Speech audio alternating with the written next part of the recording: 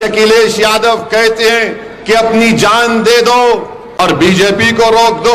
अरे अखिलेश यादव, तुम्हारा आधा परिवार नरेंद्र मोदी के साथ बैठकर चाय पी रहा है, तुम उनको नहीं रोक पाते, तुम उनको रोक नहीं पाते और हमसे कह रहे हैं कि जान दे दो और बीजेपी को रोक दो। अखिलेश यादव, जान तो हम ही दे रहे हैं ना। बुलडोजर से घर तो मेरा ही टूट रहा है, मेरे ही पैर पर गोलियां मारी जा रही हैं, मुझे ही तो जेल में जहर दे दिया गया,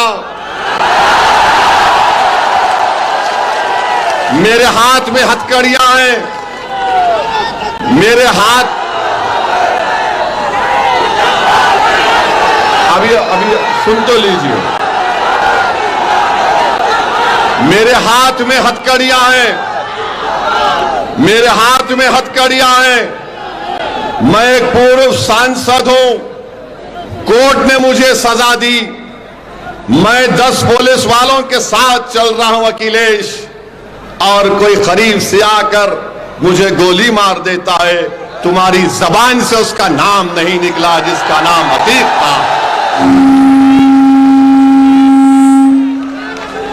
मेरे अजीज दोस्तों और बुजुर्गों, कोर्ट का ऑर्डर आया मदरसों को खत्म करने के लिए, हजारों मदरसे मुतासिर हो गए, लाखों बच्चे मदरसे में पढ़ते, मगर समाजवादी पार्टी बोल नहीं सकती, अपने जबान से मदरसों का नाम नहीं ले सकती। और याद रखिए, समाजवादी पार्टी यही चाहती है कि आप भैया के लिए जान कुर्बान करो और दरी बिछाओ। हम पीडीएम आपसे कहने आई है कि आप मुत्तहिदा तौर पर पीडीएम का साथ दीजिए, तो एक वक्त आएगा इंशाअल्लाह ताला अखिलेश यादव दरी भी बिछाएगा, आपके लिए जान भी कुर्बान करेगा।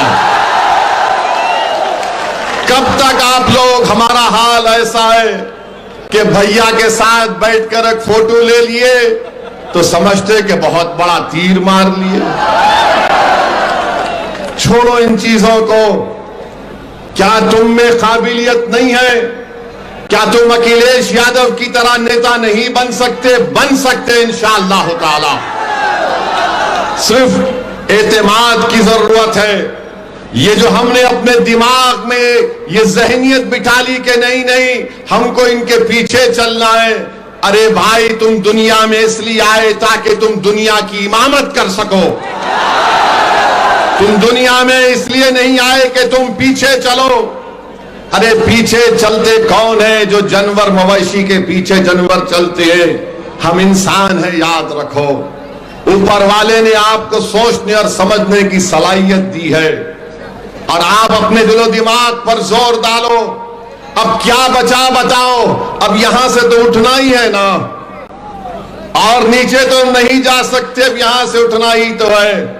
मगर आज भी आकर हमारे दरमियान में बाज लोग कहते हैं कि नहीं नहीं, अगर कोई मोदी से मुकाबला कर सकता है तो फुला है, पूर्व मुख्यमंत्री है। अरे भाई, उसका आधा परिवार बीजेपी में जा चुका है, आधा परिवार बीजेपी में जा चुका है। इनके पीढ़ी के लोगों, इनके पार्टी के लोगों का पेट्रोल पंप तोड़ दिया जाता है, इनका एमएलए जेल को चला जाता है। ये कभी जाकर मिलना तो छोड़ो, इनके परिवार से पूछते तक नहीं कि बताओ तुम्हारे क्या हालात है, क्योंकि ये जानते हैं कि आप बंदी हैं, ये जानते हैं कि आप कहीं पर नहीं जाने वाले हैं। आपके सामने सिर्फ बीजेपी का नाम लो, आप सब खामोश हो जाते हैं। अरे बताओ, यहां पर जिस जगह पर मैं खड़े होकर अल्लाह ने मुझे मौका दिया आपसे कुछ बात करने का, इस शहर के member of parliament Narendra Modi है। बताइए, आप 10 साल से मेंबर ऑफ पार्लियामेंट है, क्या नरेंद्र मोदी ने आकर पूछा कि हमारे अंसारी भाइयों के घर में कभी चिराग जलता है या नहीं जलता है?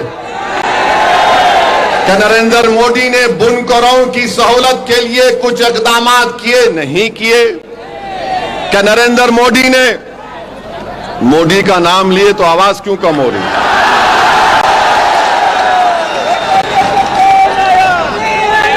मेरे अजीज दोस्तों और बुजुर्गों, प्रधानमंत्री हैं, बुनकरों का बिजली की कीमत कम नहीं होती। अगर किसी बुजुर्ग का इंतकाल हो जाता है तो मीटर ट्रांसफर नहीं होता। बताओ कौन सी जिंदगी में हमारे जिंदगी के कौन से शोबे में, समाजवादी पार्टी हो या कांग्रेस हो या बीजेपी हो, हमसे इंसाफ क्या? मुझे बताओ। मेरी इस बात का सोचो, मेरी इस बात को अभी जवाब मत दो।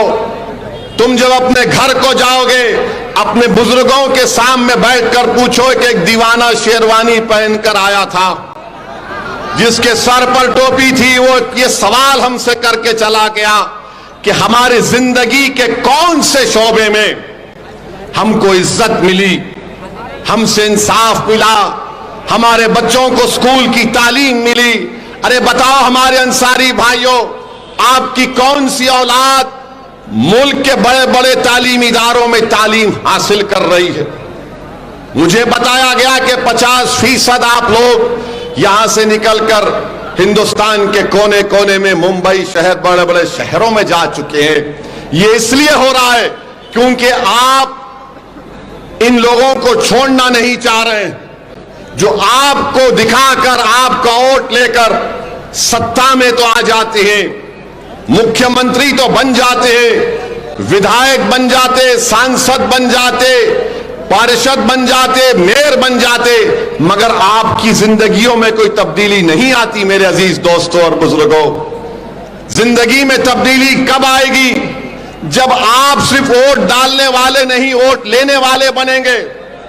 मैं पहले भी कह चुका हूं, आज भी कह रहा हूं, मैं उत्तर प्रदेश को इसलिए नहीं आ रहा हूं कि मैं अपने आप को यहां पर मजबूत कर सकूं।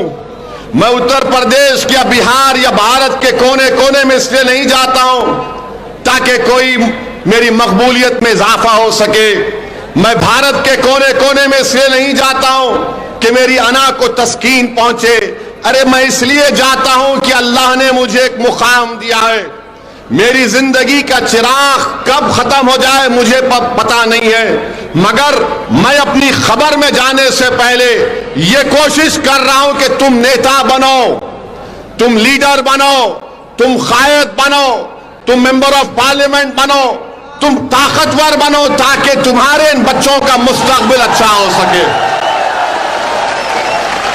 मेरे भाई, मैं आपके थालियों का कभी मोहताज नहीं था।